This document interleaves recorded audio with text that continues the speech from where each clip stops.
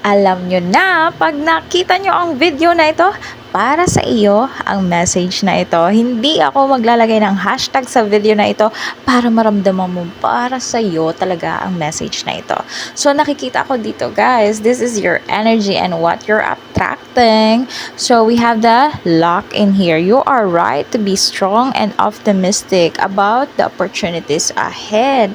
Well, first of all guys, nakikita ko sa mga makakakita ng video na ito, you guys are giving me this energy na meant kayong biglang yumaman, meant kayong biglang may shift sa life nyo, may mga bigla ang pagdating sa life nyo na makakapagpabago ng life nyo.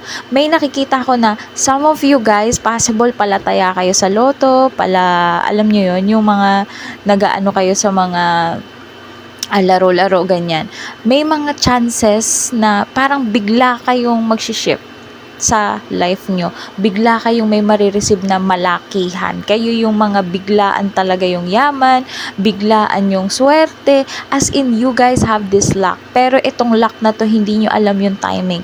So, better be sure na hindi nyo iti-take for granted ang lahat ng mga bagay na you are grateful for.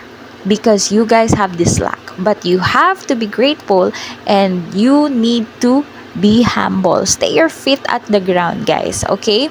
And nakikita ko dito, there is a new beginning sa inyo. May nakikita ko ditong baby. Some of you are meant to have a baby or possible buntes or magkakaanak if you're wishing for it. But nakikita ko dito na merong new energy na paparating sa inyo in a way of luck. Nakikita ko na parang biglang good opportunity, like there's something new, there's something money or material, there's something change, there's some change I've been seeing here in your energy. So guys, congrats in advance and cheers. Bye.